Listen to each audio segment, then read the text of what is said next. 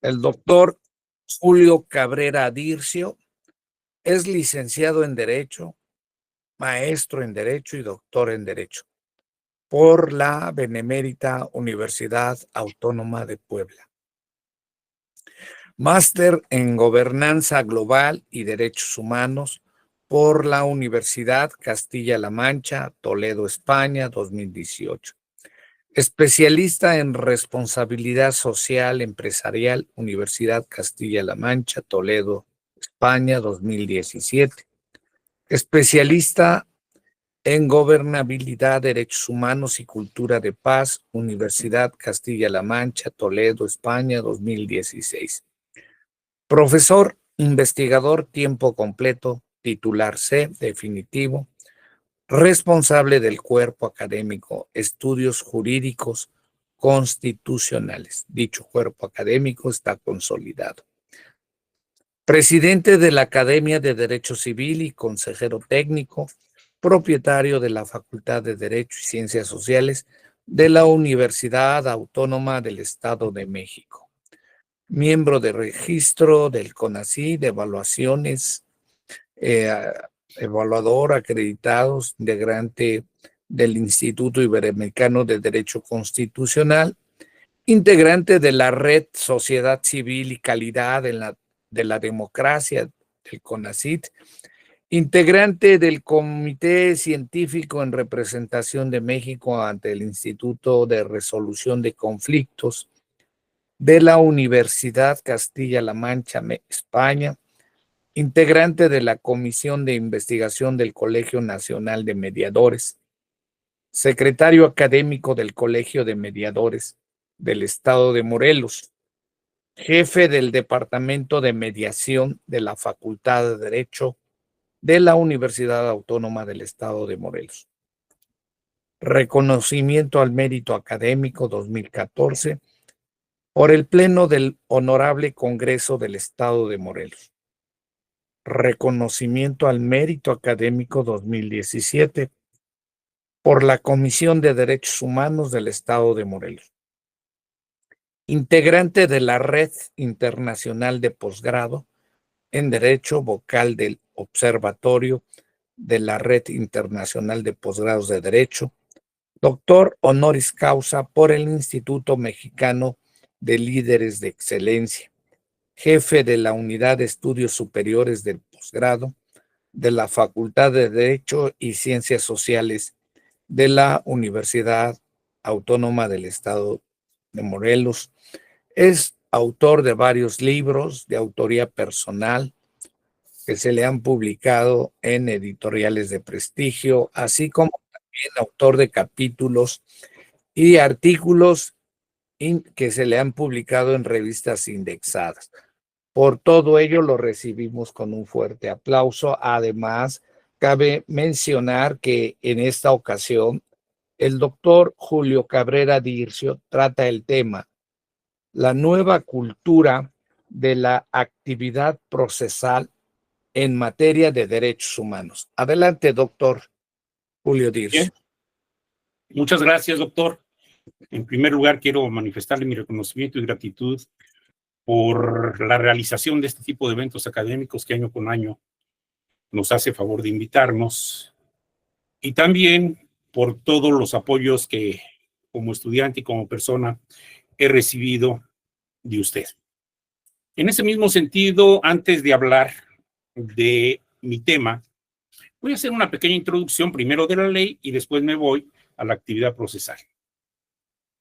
Desde el punto de vista filosófico, cuando nosotros vemos, por ejemplo, el Tratado de la Ley de Tomás de Aquino, él hace una pequeña subdivisión de lo que es la ley.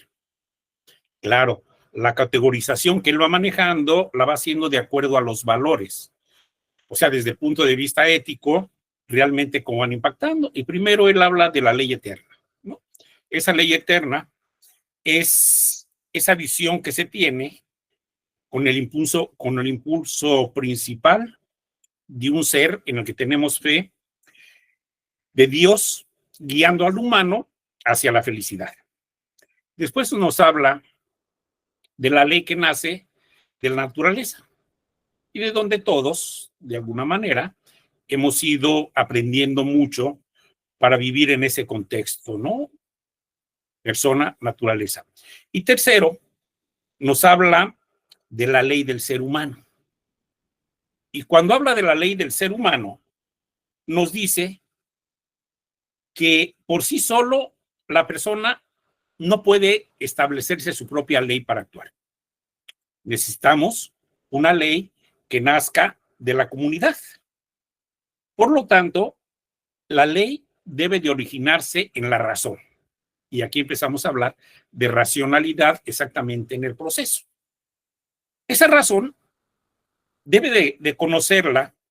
¿Para qué? Para que el ser humano esté de acuerdo con ella. Por esa razón, la ley debe darse a conocer a quien deba cumplirla.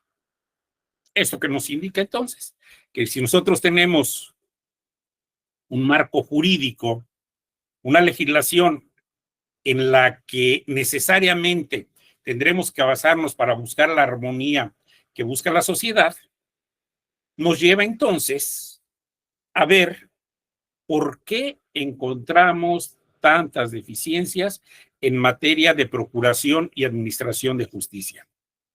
Y yo nada más voy a dar dos datos.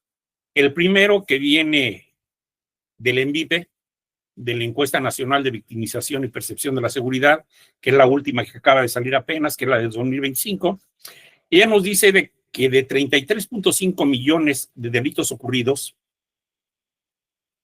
solamente son denunciados el 9.6, pero cuentan con una carpeta de investigación solo el 6.8. ¿Sí? Por lo tanto, nosotros hablamos de una cifra de no denunciar los delitos del 93.2%. Esto nos indica que hay una serie de deficiencias en los órganos de procuración y de administración de justicia. Cuando nosotros vemos por qué la gente no se presenta a denunciar, nos dice que gran parte de este tipo de acciones son atribuidas a las personas. Por eso el elemento subjetivo en materia de derechos humanos. Y eso nos indica que los operadores jurídicos en materia de procuración y de administración de justicia no hemos logrado cumplir con esas funciones para las que fuimos contratados y que necesariamente se tienen que realizar. Y así nos dice, por ejemplo, que la gente no se presenta a denunciar porque, en primer lugar, el 37% nos dice que es una pérdida de tiempo. En segundo lugar, nos dice el 14.8% que hay desconfianza en la autoridad. El 10.5% nos dice que son trámites largos y difíciles. El 3.5% nos dice que hay una actitud hostil por parte de la autoridad y el 1.1% nos dice que porque tiene miedo a que lo extorsionen. Cuando nosotros vemos entonces que gran parte de las leyes con las que nosotros contamos no se ajustan a este conocimiento práctico del que habla Tomás de Aquino en este tratado de la ley, hacemos una reflexión en relación al proceso, pero al proceso en materia de derechos humanos.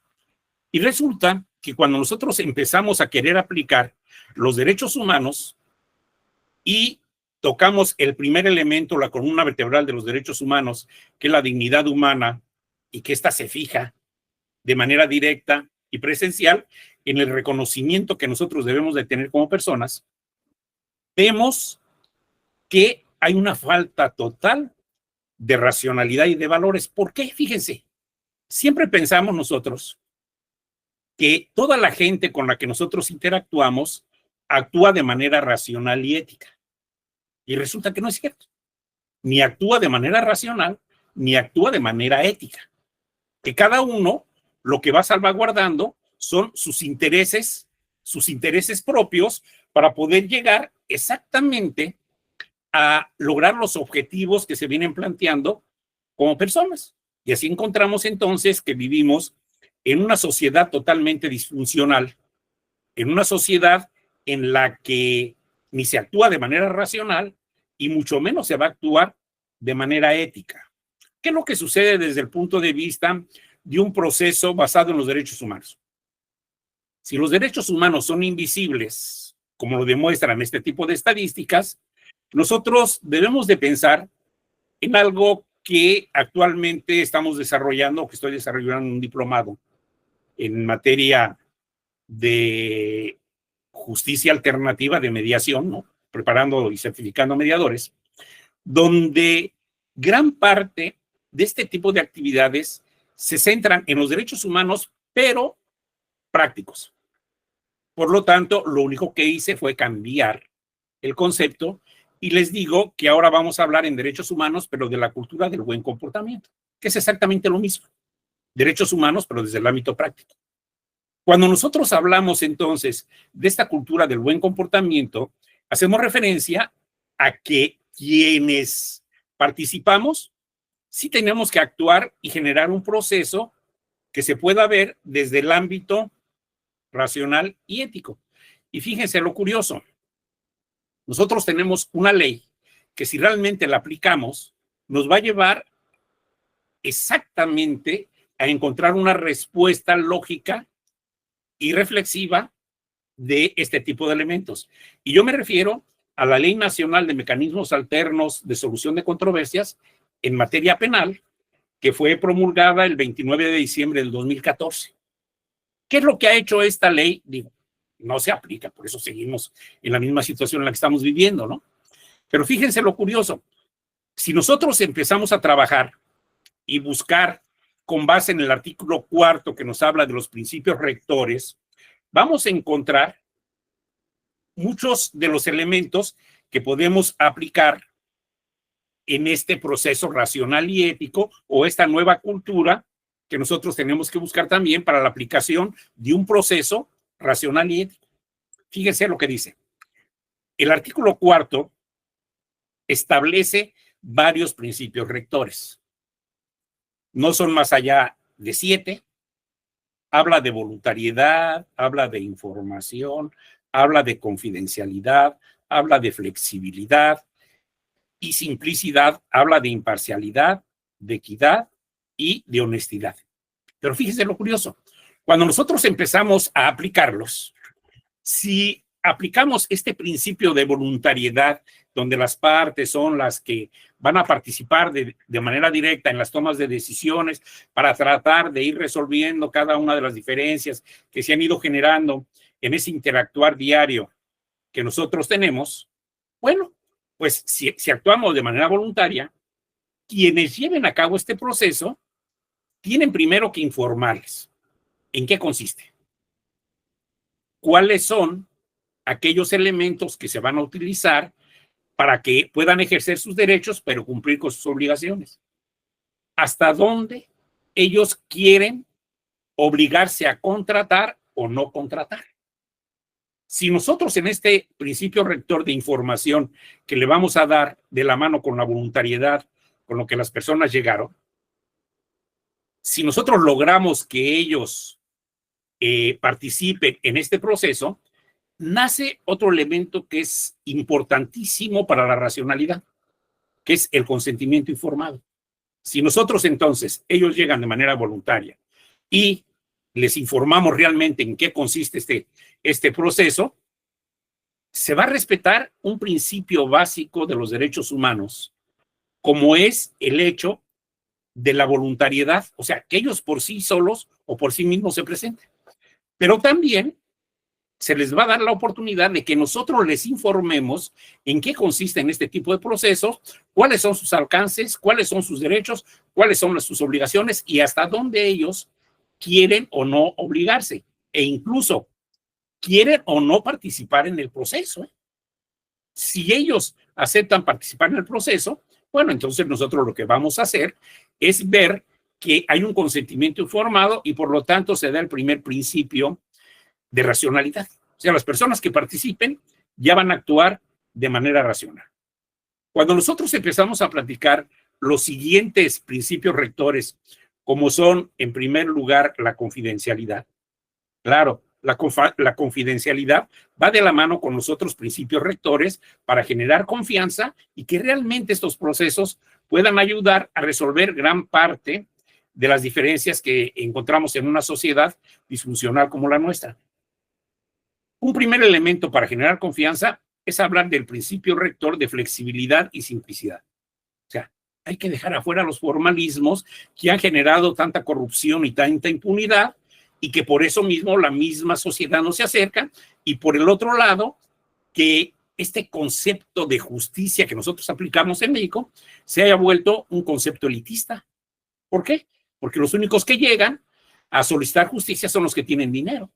Los que no tienen dinero, en lo más mínimo se presentan, están más preocupados en tener recursos o generar recursos para la comida del otro día, que son gran parte de los millones de mexicanos que nosotros vemos, ¿sí? Que están no nada más en pobreza, sino en pobreza extrema. A ellos en lo más mínimo les preocupa si realmente puedan dirigir o dirimir sus controversias en un sistema tradicionalista que lo único que ha generado es un problema mayor en su aplicación. Entonces, hablamos de flexibilidad y simplicidad y por otro lado, quedan fuera los formalismos. Segundo, nosotros hablamos de que, al igual que en el sistema tradicional, quienes estén al frente deben actuar de manera imparcial, deben hablar con otro principio básico que es la equity, que la equity no es más que la equidad, ¿no? Y que viene del derecho anglosajón, donde gran parte de las actividades que se desarrollan en el sistema tradicional nos llevan a ver algo que es muy común, ¿no? Tú llegas al Tribunal Superior de Justicia o llegas a la Procuraduría y dicen que van a aplicar justicia, ¿sí? Y resulta que no aplican justicia, eso no es cierto. Aplican la ley, que es diferente, ¿sí? Aplican la ley, pero no aplican justicia, porque si nosotros vemos las estadísticas, vamos a ver que, por ejemplo, de todas las denuncias que nosotros encontramos en este mismo sentido basados en el MVP, solo un asunto llega a su conclusión y ese uno gana y otro pierde. Yo no sé si el concepto de justicia se ve cuando uno gana y otro pierde. El jus va mucho más allá de poder aplicar la ley y darle el beneficio a uno y otorgarle un beneficio mal al otro. Yo creo que tendremos que pensar en buscar elementos que nos ayuden a ser más acordes con eso. Y la equidad juega un factor fundamental. ¿Por qué? Porque en la equidad nosotros hablamos de valores. Y cuando hablamos de valores, hablamos del sujeto. O sea, hablamos del derecho humano a la aplicación de justicia, si ustedes quieren. Que para mí la aplicación de justicia o la aplicación del jus va mucho más allá de poder hablar de esa aplicación que hablan ellos, donde uno gana y otro pierde. Aquí de lo que se trata es empezar a trabajar para ser conscientes de la realidad en la que estamos inmersos. Y al final, fíjense, se maneja otro principio rector. Y ese principio rector nos habla de la honestidad. Textualmente, así lo manejan en esta ley y en este artículo. ¿Qué es lo que pasa con la honestidad? ¿Será que nosotros no somos honestos? ¿O que no somos capaces de distinguir qué es aquello que nos va a dar a nosotros la confianza suficiente como para poder llegar y trabajar en un proceso limpio donde los derechos humanos realmente se vean reflejados? Porque yo veo que ya para todo hablamos del derecho humano, ¿no? Del derecho al agua, y resulta que nadie tiene agua potable, ¿no? Y que ya no puedes tomar, que ahora vas a hablar de botellitas, ¿sí? Del derecho humano a esto, del derecho humano al otro, y resulta que yo no veo que realmente esto se aplique o sea visible dentro de la sociedad. Yo creo que aquí tendremos que trabajar en un proceso racional y ético donde los derechos humanos sean visibles y no sigamos hablando de derechos humanos que son invisibles y que no se ven por ningún lado, menos ahorita donde la sociedad en la que vivimos actualmente, todo se pretende resolver por medio de la violencia. Entonces yo creo que esto nos lleva a la reflexión para poder llegar a encontrar una respuesta lógica a estas situaciones adversas por las que nosotros estamos viviendo. Conclusión, mi propuesta es empezar a trabajar desde el punto de vista racional y ético y generar acciones dentro de las universidades para generar un nuevo proceso cultural que nos lleve a buscar que realmente en los planes y programas de estudio sigamos avanzando y ya no enseñemos a nuestros alumnos a puro pelear, pelear y pelear. Que ahora los enseñemos también a tratar de resolver y de resolver por sí mismos. Con esto doy por terminada mi participación y como siempre agradeciéndole, doctor, el hecho de que me haya invitado y de haber sido su discípulo. Muchísimas gracias, doctor Julio Dircio Cabrera. El doctor Julio Cabrera Dircio. Realmente ha sido excelente su disertación. Enhorabuena y con mucho gusto expresarle mi afecto, respeto, admiración y agradecimiento de siempre. Gracias, doctor. Igualmente.